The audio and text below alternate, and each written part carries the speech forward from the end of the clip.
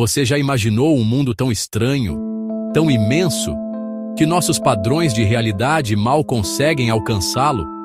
Hoje quero te levar exatamente lá, antes do dilúvio, num tempo em que gigantes caminhavam entre os humanos, anjos conversavam com homens, e a corrupção evoluía silenciosamente para tomar conta de tudo.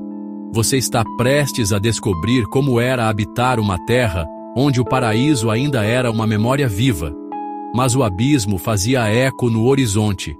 E mais, porque tudo isso acabou. Prepare-se para uma jornada que vai mexer com a sua imaginação. Um mundo diferente. Antes do dilúvio, a Terra era um lugar como nenhum outro.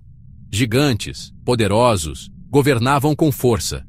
Deus falava diretamente com suas criaturas, e ao mesmo tempo, a corrupção crescia, como uma sombra silenciosa ameaçando engolir tudo.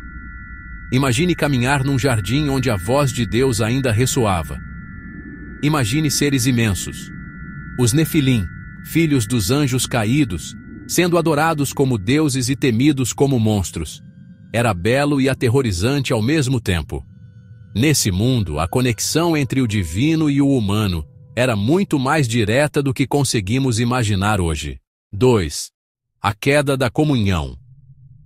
No princípio, Adão e Eva viviam em comunhão com Deus. Caminhavam no frescor da tarde. Deus entregava instruções sobre o jardim e a criação. Mas então o pecado entrou, e com ele a distância entre o humano e o divino. Caim matou Abel, a primeira tragédia humana. Quando Deus perguntou, onde está Abel? Caim respondeu, sou eu o guardador do meu irmão? Enquanto isso, da linhagem de Sete, alguém se destacou. Enoque, que andou com Deus e desapareceu, tomado por ele. Uma exceção num mundo que se afastava cada vez mais. Anjos caídos. Mesmo num mundo mergulhado na corrupção, anjos fiéis ainda atendiam os clamores dos humanos. Em campos silenciosos, à noite, homens e mulheres eram visitados por figuras luminosas, que anunciavam paz em meio ao caos. Mas havia os diametralmente opostos.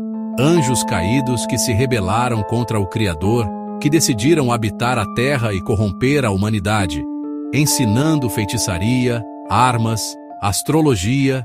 As sementes da violência espalharam-se rapidamente. 4. Os Nefilim e o poder desenfreado. Os Nefilim, filhos da união entre filhos de Deus e filhas dos homens, eram gigantes em todos os sentidos: força, altura, malícia. Em cidades fortificadas, eles impunham seu domínio e brutalidade. Numa cidade chamada Harã, o gigante Saraque exigia sacrifícios humanos mensais. Ele dizia, eu sou o poder, eu sou o medo. A cidade inteira tremia sob seus pés.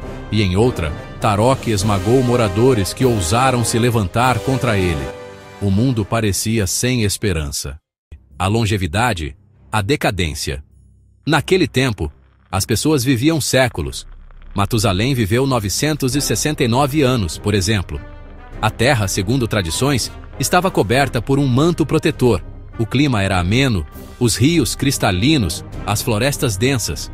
Mas com tanto tempo, vieram as paixões longas, os rancores acumulados, a decadência espiritual.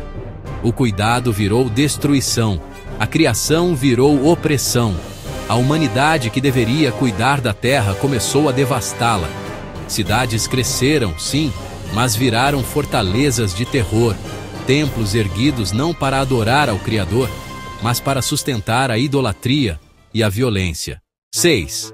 Sinais e presságios do fim. Enquanto a escuridão se intensificava, a natureza começou a reagir. Céus que se tingiam de vermelho, rios que secavam, animais que agiam de forma estranha. Era como se o próprio mundo estivesse dando um aviso. Em uma tarde, o céu tornou-se vermelho como sangue. Em outra noite, um templo enorme desabou com vozes sussurrando entre as ruínas. Muitos ignoraram, riram, mas para alguns, o fim estava próximo. 7. O julgamento inevitável. O prazo foi dado. Aproximadamente 120 anos para o arrependimento. Mas mesmo com esse prazo, o mundo mergulhava mais fundo no erro. Em uma cidade costeira, um líder chamado Baleque zombou da mensagem de julgamento. E na mesma noite, as águas avançaram numa onda de destruição. Era o silêncio final antes da tempestade. A terra prendeu a respiração. Aguardou. E logo veio o dia que marcaria o fim de um mundo e o início de outro. 8. O dilúvio e o recomeço. Quando as primeiras gotas caíram, não era chuva comum. Era o peso da ira divina. A terra se transformou em lama. Montanhas desapareceram, florestas foram arrastadas, cidades sumiram sob as águas. Mas dentro da arca de Noé havia esperança. Enquanto o mundo se desintegrava, aquela estrutura de madeira flutuava firme, sinal de preservação, de recomeço.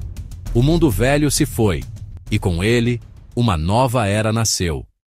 Hoje, quando olhamos para esse passado, real ou simbólico, somos lembrados de que cada escolha, cada desvio, cada momento de silêncio diante do mal importa. O mundo antes do dilúvio nos mostra até onde a humanidade pode ir quando se afasta do Criador, e também o que resta quando ele escolhe preservar. Se esse vídeo tocou você, não esqueça de curtir, se inscrever no canal e ativar o sininho para não perder os próximos. E se você ficou curioso para saber o que aconteceu depois, clique aqui para assistir o vídeo sobre a história de Noé e a reconstrução do mundo. Obrigado por estar aqui. Até o próximo vídeo, com mais mistérios, mais histórias e mais impacto. Fique bem!